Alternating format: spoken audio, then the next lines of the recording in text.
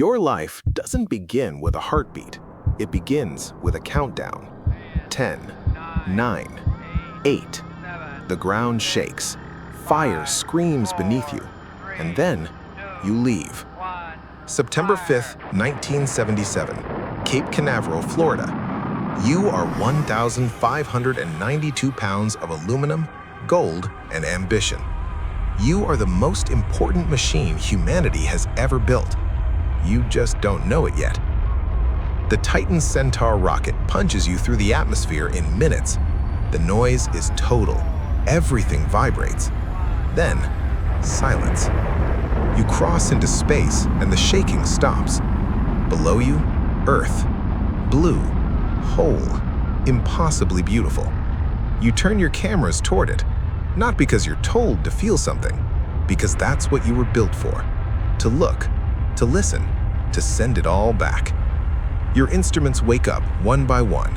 Magnetometer, plasma detector, cosmic ray telescope, infrared radiometer, ultraviolet spectrometer. You are a flying laboratory, and your lab is the entire solar system.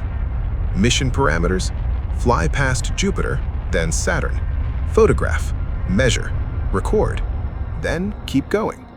Nobody says where keep going ends. Nobody knows. 18 months out, you're moving at 35,000 miles per hour. Nobody told you to slow down. Jupiter fills your cameras before you even realize it's happening. It is enormous. It is violent. It is nothing like what the scientists expected. You discover active volcanoes on Io, the first ever seen beyond Earth. Lava fountains shooting 200 miles into the sky. The mission team in Pasadena, California goes insane. They are crying in the hallways of the Jet Propulsion Laboratory. You send the pictures home. The signal takes 43 minutes to arrive. You don't wait for applause. You're already leaving. The rings aren't solid. You knew this. The scientists suspected it. But seeing it, measuring it, that's different. Thousands of ringlets, ice and rock and dust. Saturn's moon Titan has a thick orange atmosphere. Nitrogen, methane, something almost alive about it. The data comes in faster than anyone can process it. Back in Pasadena, Carl Sagan is standing in the control room, watching the screens. He can barely breathe. You don't feel awe. You don't feel pride. You just do the work. You photograph, you measure, you transmit, and then your primary mission is over. But you keep going. 13 years after launch, the mission team has an idea. They ask you to turn around, not to go back. You can never go back, just to look. You rotate your cameras toward the inner solar system one final time. You're 3.7 billion miles from Earth. You take 60 photographs. In one of them, one tiny frame, there is a pale blue dot, barely a pixel, suspended in a ray of scattered sunlight. That is home. That is everyone who ever lived. Every war, every invention, every love letter, every president, every stadium, every argument about nothing. All of it fits inside a single pixel. Carl Sagan writes the words. You supplied the image. After the photos, they shut off your cameras. You'll never take another picture. No point. There's nothing left to see. Just darkness. Forever.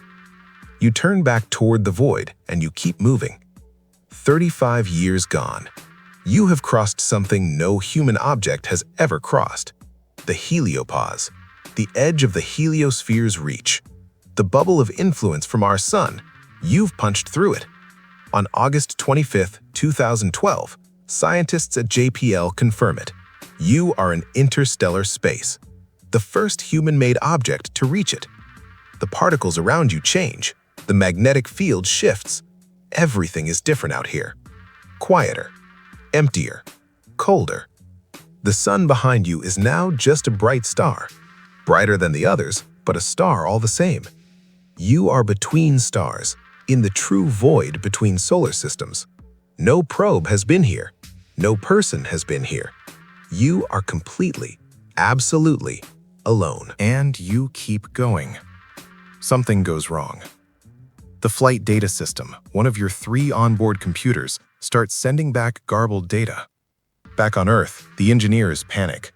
The signal from you takes 22.5 hours to arrive. 22.5 hours, one way.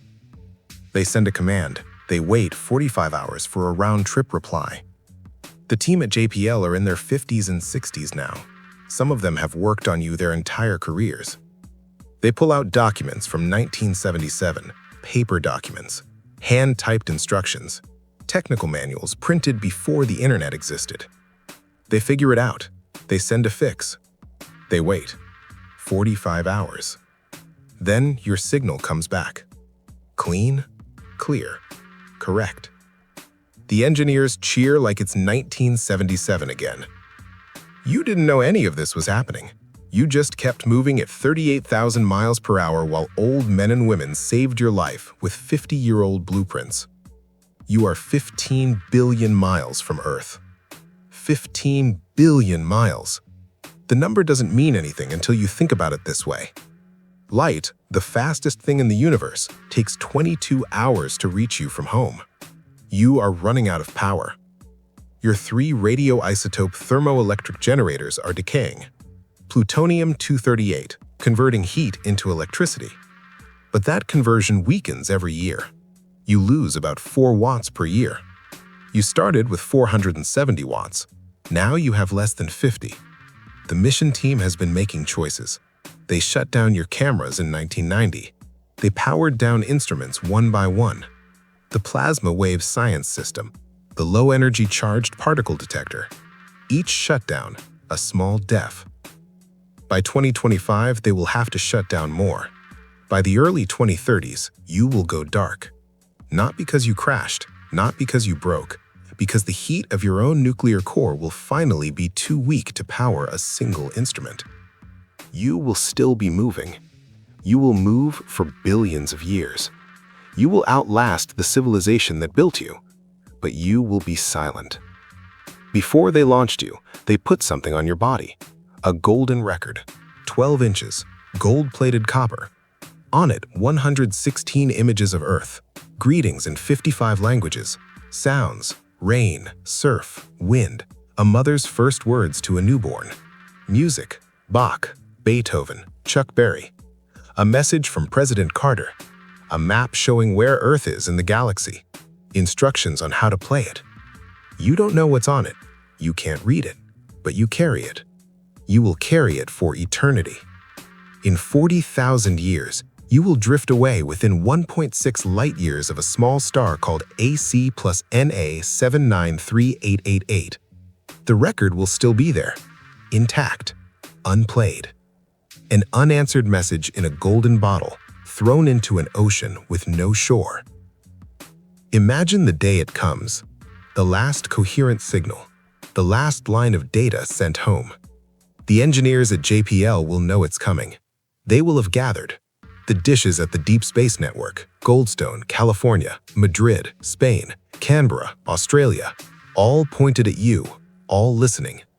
The signal will come in at the speed of light, a whisper across 15 billion miles of nothing, a final pulse of numbers, data, science, and then static. They will keep listening for a while, just in case. There won't be anything else. You will still be out there, moving, carrying the record. But you will have nothing left to say, and no one will be able to hear you if you did. Years from now, they will talk about the age of exploration. They will talk about Columbus, Magellan, Lewis and Clark. They should talk about you. You traveled farther than any explorer in the history of our species. You did it without food, without oxygen, without rest, without any hope of return. You did it alone. You didn't ask for recognition. You didn't need it.